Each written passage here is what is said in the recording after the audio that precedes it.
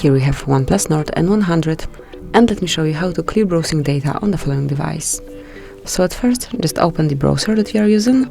In my case it is Google Chrome, then tap on the More icon and select History. Here just mark Clear Browsing Data right here, and then mark those things that you would like to delete. So under Basic Options you will find Browsing History, Cookies and Site Data, and Cards, Images and Files. And then under Advanced you have a few more, which are Saved Passwords, Autofill from Data, and also Site Settings. So just mark all of them if you want to clear it fully, then choose the time range, and I will go with all time because I would like to clear everything, and then select Clear Data. And that's it. As you can see, there is no longer history or data here, you've just deleted it and you can create it from scratch. So this is it, that would be all. Thank you for watching, please subscribe our channel and leave the thumbs up.